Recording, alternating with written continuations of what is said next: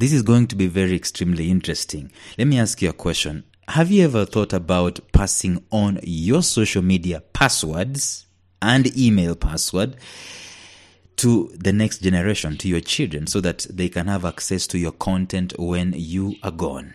Today, I want us to address a very interesting topic, and it's bordering on eternity. And I know sometimes when we talk about eternity, we need to put disclaimers here that we're not preaching, we're not being religious, and so on. And that's exactly it. The topic today is this: what is your vision for 300 years? I know it sounds so weird. Password, social media, 300 years, eternity. I'm going to bring this together. Stay tuned.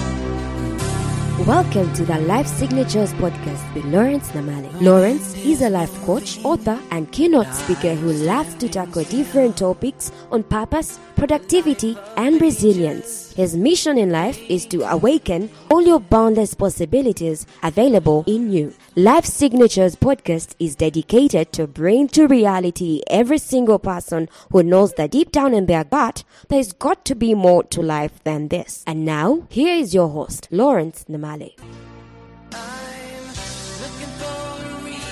So is it really possible? Is it possible that any soul, any human being can craft a 300-year-old vision for their life so that they can be able to follow it? And someone might be asking me, why 300 years? Why in the world should I even stress myself of thinking 300 years from today? You know, that's a good question if you are not a visionary. Yet that question has an answer.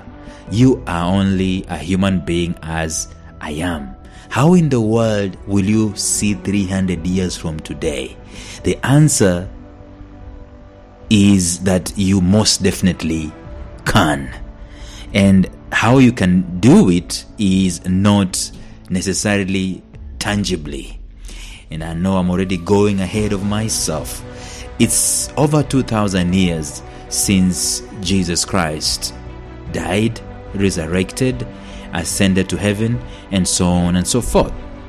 Today, I'm talking 2,000 years. Today, he is one of the most divisive names on the face of the earth. You mention Jesus, and increasingly, you mention Jesus to anybody who does not believe in Jesus. They not only are going to brush you aside, but they are going to look at you as if you are a bigot, a misogynist, racist, and all those negative names.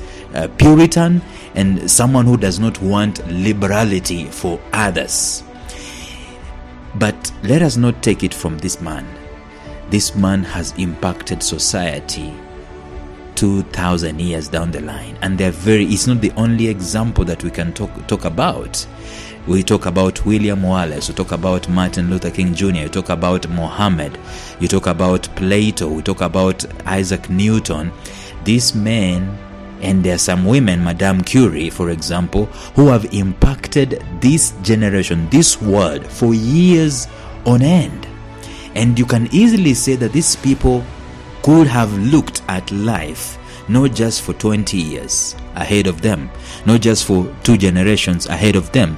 They could have looked at life in its totality, as in its entirety, with no limitation of the expiration of their vision or the expiration of their purpose in life.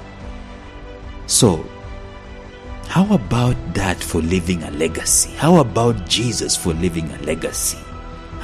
Yet, was that his sole purpose on the face of the earth? To leave a legacy? Was that it? No, it wasn't. See, his legacy and the legacies of all the other guys that I've mentioned is simply the end result. It is the byproduct. It wasn't something that they were focused on. It wasn't the object of their focus, that I'm here to leave a legacy. I want to leave a legacy.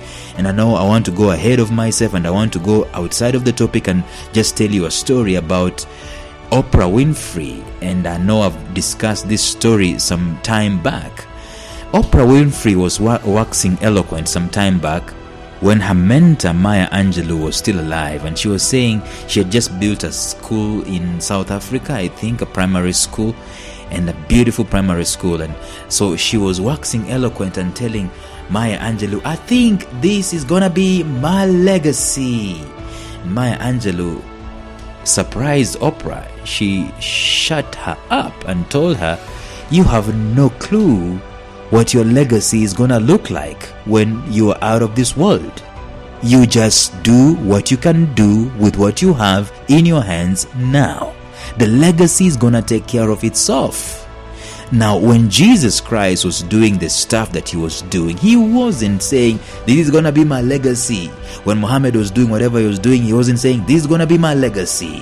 When Abraham Lincoln did what he was doing, he was not saying what I see presidents do these days, now that we have that animal called democracy. Meanwhile, by the way, the country that introduced democracy is in crisis. Anyway, we're having presidential terms where someone is having 2 terms and so on, and then now they want to focus on their legacy. My legacy is going to be Medicare, and so Obama comes in with this Obamacare, and then Trump comes and wipes out Obamacare. So much about a legacy. See, that is the problem of focusing on this is the kind of legacy that I want to leave. No.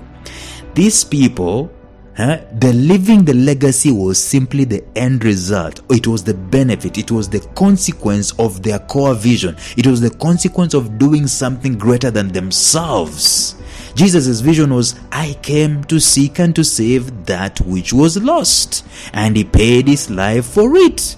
And so the rest, what we call legacy, those ones are up to us to interpret. For him, he stuck to his core purpose. So if someone asked you, or if someone asked me today, what is your core purpose? What is your core vision? Why did you come? Jesus Christ said, I came to seek and save that which was lost. When his forerunner was asked, why did you come? He said, I came to be a voice speaking in the wilderness, prepare ye a way of the Lord. These people knew, and we still talk about these guys way after they are gone. They were not hell-bent and focusing on what their legacy is going to be. So if someone asks you this question, what is your core value? What is your core purpose? Why did you come on earth? Why did you come? Why were you born? Mark Twain, I believe, is the one who said there are 2 major important days on the earth. First, the day that you were born, and second is the day you discover why. Have you discovered why you were born? Because there is an answer to that question. Will you say without battling an eyelid when someone asks you, why are you here on earth? Would you tell them? Would you say it with so much passion that those who will hear it will be energized and they will want to say, wow, we want to join and help you? Would you say it with so much belief that it will inspire people as much as it inspires yourself? See, I have come to realize the importance of having that kind of an outlook in life, and that's why I will always talk about purpose and productivity and resilience. And purpose is the first thing. There is no need of talking about productivity when we do not know why we're being productive in the first place. It is not good just to be fast. Direction is good. In fact, direction is better when you're having speed. Speed alone is useless when you're going in the wrong direction. So why are you here? See, I have never really tangibly thought about this subject until I came across a guy called Peter J. Daniels. Probably I've shared about him on this podcast some time back. But I heard him speak about this. Of course, he is passionate about vision. He's passionate about legacy. He's passionate about leaving an inheritance for his children. When you talk about, when you hear him talking about his grandkids, you just be envious of them. See, be jealous of them. But then again, if I am the CEO of Life Signatures, I am the founder of Life Signatures, I need to ask myself some pertinent questions along those lines of having a vision for 300 years. How long is it going to have that legacy last? How many years should I take to have an impact? How many years after I'm gone will my work impact society? Those are bold questions, and they are not questions that I should not ask. I have always said on this podcast that answers will hide from anything but a question. The reason as to why we do not have answers to such like questions of how long should my legacy last, or how long will my work, the work that I do, how long should it last on the face of the earth? The reason as to why there is no answer to that question is because the question was not being asked in the first place. And so I encourage us to start opening our mind and start thinking, start looking at life from that angle of, I am not just here to live 60 years. I am here to live even further than that, and I'm going ahead of myself. I'm going to come back to that. But I want us to have this kind of mentality when we are thinking deeper than 60, deeper than 80, deeper than 100 years, deeper than 120 years alive. That once we are out of this life, we're not just expiring with everything that we came with. No, I believe we came here with a message, and I believe we came here with a purpose, and I believe we came to plant that purpose just like a tree. And that purpose will live for as long as this earth endures. Jesus' purpose still endures. Muhammad's purpose still endures. Plato's purpose still endures. And every other visionary who changed the world for a better place, their visions, they still endure. So by the close of the day, I need to have a number etched in my mind of how long I intend to have my life signature, to live, to last, to endure. So for the most part, we can only plan for our lives. For the most part, that's what we do. We plan to retire, and that thing called retirement, I'm going to come back to it and talk about it on this podcast. So I have, for example, my goals for the 8 areas of my life that I want to live. I want to see how my life is going to pan out in the next 10 years.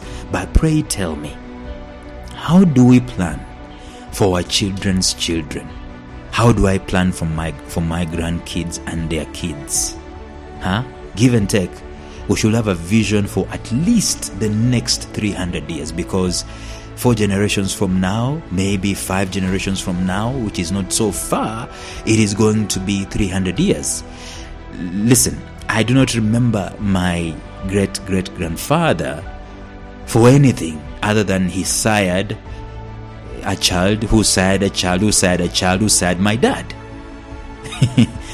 And that's so basic in life. If that is the mode of existence, or that's the way we want to exist in life, I don't think it's good enough. I think we need to have something greater than just existing. So give and take, we should have a vision for 300 years. A vision for 300 years is not about things. It is not about material things per se. It is about values, like we shared in the previous episode. It is about values. It is about creation of values. A 300 vision is not about productivity alone. It is also about priority on what matters in life. Okay? A 300-year vision is also about passion, it is about purpose, and it is about pursuit.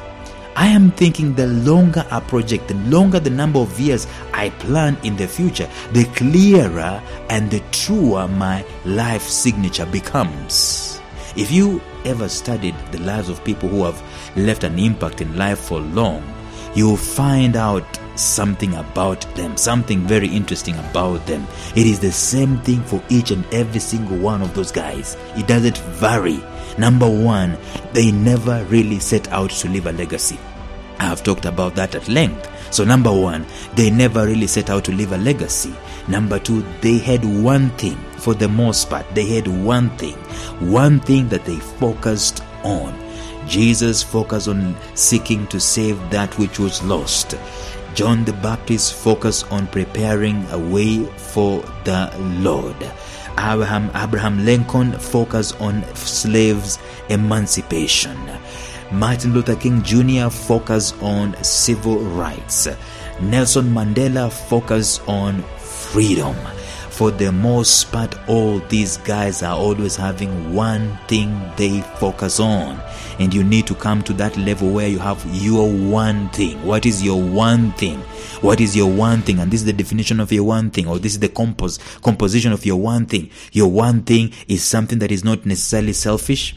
It does not necessarily just benefit you. Your one thing benefits society, benefits someone else. It can be one person, two people, it can be a community, it can be a country, it can be a region, it can be the entire humanity. But what is your one thing at the end of the day? And then number 4, they knew that they could not do it alone.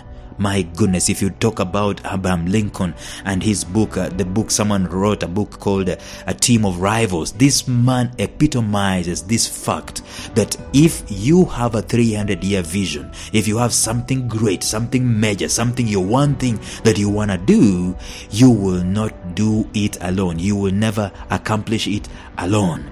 And then lastly, they deliberately trained followers. So far, there is no doubt that more and more people are interested in leaving legacies. I see people, our President Uhuru Kenyatta, at the time of this recording, he is hell-bent on trying to leave a legacy. So what do we do? How can we be able to create this 300 years vision? What is the vision itself?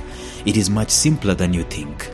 First, and very many people don't do this because I have done very many tests. Every time I'm in a room, I ask people a particular question, and for the most part, only 3% of the people in that room have done that. So the first thing, we need to realize that the Creator put everything inside of us to impact millions for years on end. In fact, His initial plan was that we will live a meaningful life for eternity. His initial plan was never for death. In other words, when he was saying be fruitful, multiply, fill the earth, subdue it, have dominion on it, he was not talking about 120 years. He was not talking about 1,000 years. He was talking about forever. In other words, he sent us here to do that thing forever. So it is safe to say that a 300-year vision is hidden inside of us. It came inside of us. If we can talk about eternity, what is 300 years to measure against that? All we have to do is to start asking the right questions about it. What is it? How can we unearth it? How will I know if that 300-year vision is there? Believe me, these questions have answers, and they will always be answered to the guys who will dare to ask those questions. The tragedy of humanity is that we do not ask the correct questions. So start looking inside of you, assuming that you've already acknowledged the Creator's intent for you to live. His original intent was for you and I to live eternally. And we still do have eternal souls and eternal spirits. And like I've said initially, I believe we were sent to come and plant something on the face of the earth, so that that thing that we are planting can be for the good of the earth for eternity, the good for society for eternity, not just a few, passing years and then when we expire and that's it. And so that's why it's a sorry thing to see that when people's vision is to build a house, and once they've lived and that house they have expired, that's the end of their life. No, there's got to be something more to life than that. I think it is Peter J. Daniels who said, if a despot like Adolf Hitler can think 1,000-year reign, why can't you think of a goal that is gonna last 100 years at least in your life? And by the way, Hitler was dead serious about this, and he was orchestrating things, moving things out of place so that he can achieve that vision. It is not a secret that a vast majority of people spend their entire lives seeking basic needs. And that's just it. They live 70 years seeking basic needs. Can you believe that? A certain percentage who have moved out of that bracket are always seen as the successful ones. In fact, there's this guy called Abraham Maslow who created a hierarchy of needs, and he paints a picture as if we are growing from one need to another. And guess what Maslow's highest hierarchy is? Self-actualization. And is where you can get esteem of people, and you're not worried about needs and so on and so forth. But he is wrong. That is not the highest form. In fact, the highest form we're supposed to flip his pyramid and start from up down. In other words, we're supposed to have this impact, this 300-year vision, this actualization thing. That is where it's supposed to start in terms of a concept inside of us as we move on. Otherwise, if not, we end up stuck in some of those levels in the pyramid. Some of us, we just do the basic needs in all our lives, and then we go to the esteem needs all our lives, and we never get to that level where we're supposed to impact society positively for eternity. Is that it? Is that there is to life? To pay bills, to circumvent challenges so that we can safely arrive to our graves? I beg to differ.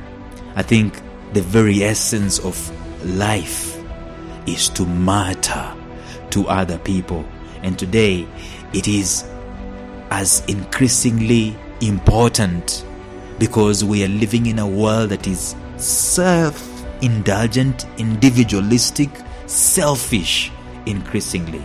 But how can we matter to people in more than 4 generations of ourselves? How can we do this? See, we've already established that we need to know that the intention of the divine for our existence was not fleeting moments or fleeting decades, 7 decades, 9 decades, 10 decades, and then we're gone. The desire for the divine for us was that we will live a life of eternity. And therefore, the very first thing that you need to place in order to impact 300 years from now is to have a life of purpose, a life that matters, a life of meaning.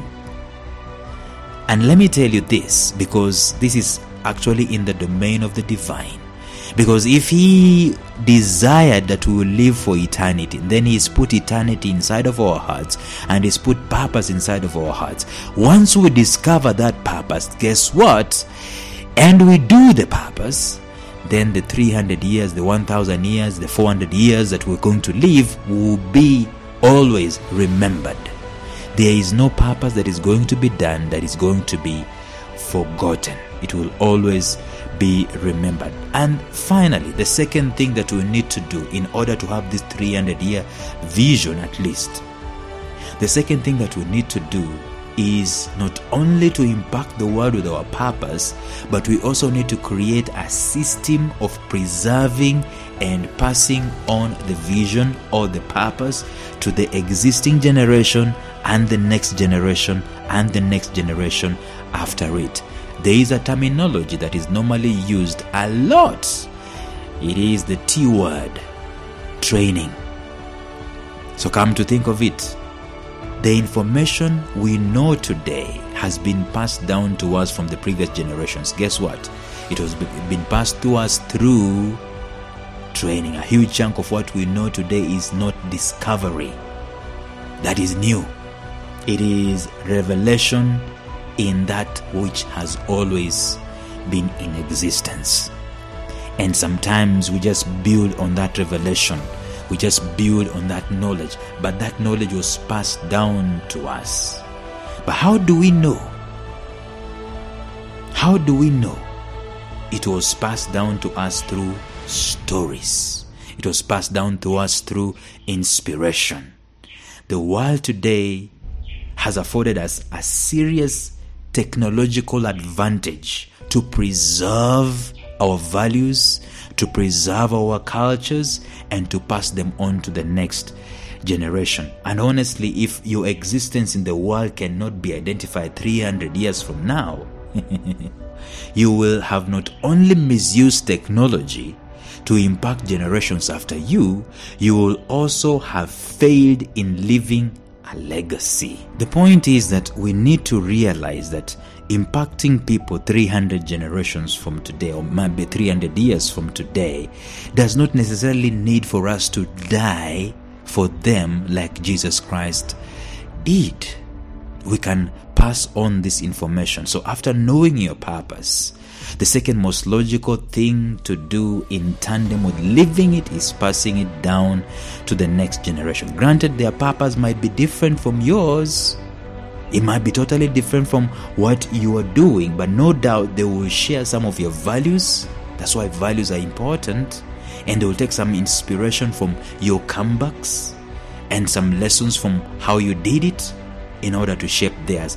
Or they might actually build on to what you already had started. The reason as to why very many of us suffer in this earth is because we don't have a foundation for a legacy that was built by someone else.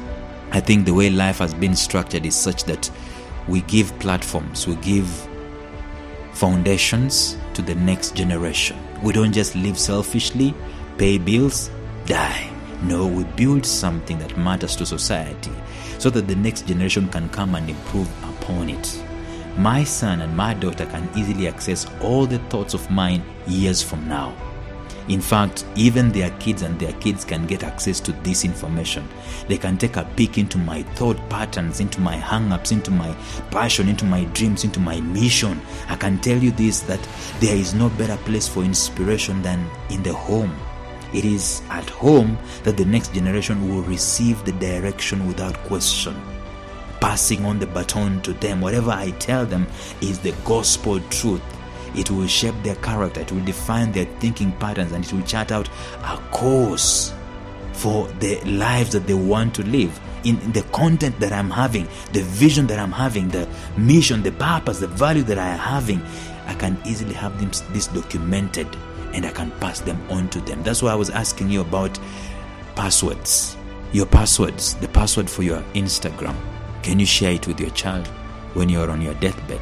What will they see in there? Do you have a blog where you're recording your stuff? Do you have even your Facebook? Can you share your password with them so that they can see your thoughts and see your life basically? I can record videos on YouTube that the next generation can easily access. Let's say that my passion is about designing legacies like I am. Every time I have something special about this, guess what? I go out there and I record. I quickly assemble my home studio and I record like I'm doing this podcast. I can easily upload this stuff on my YouTube channel. The catch is that I am doing this for the people around me today. But looking far ahead, these guys that are growing, or even those guys that have not been born, will be able to access this information. That's why we have speeches of John F. Kennedy. How about you have your own speeches for your purpose, for your vision, for the 300 years documented? Have you seriously thought about sharing your social media passwords with your next generation? If you die today, God forbid, but you will die one day anyway. Can you have them access your thoughts, your spirit, your passion, your vision, your mission, your values, the things that you really cherish, the things that you really were building? When my kids come to this podcast, they will understand that my vision is to inspire hope and to enrich lives worldwide. That my call in life is to speak a word in season to those who are weary. And so I'm building an organization that is going to help people, first of all, to remove ignorance about their vision and their potential and their purpose from off of their eyes, so that they can live glorious lives. And a glorious life is basically a life of total full deployment of your potential. In other words, you are a blessing to other people and they are a blessing to other people, and so on, and the cycle continues unabated. That's how I think you can be able to have a 300-year vision crafted. And I hope I've done this justice, and I hope I've enabled you to start thinking and start perceiving, start cracking your head about, and your heart really, and your spirit about 300 years from now. It doesn't matter if you do not ask a question, but if you get serious about it, it really becomes a reality. You should consider it. Thank you for listening, and bye-bye for now. Thank you for listening to Life Signatures Radio. If you enjoyed today's show, subscribe to Life Signatures Radio on iTunes, Stitcher, or visit our website at lifesignatures.libsyn.com. Life Signatures Radio, fresh, clean, and inspiring.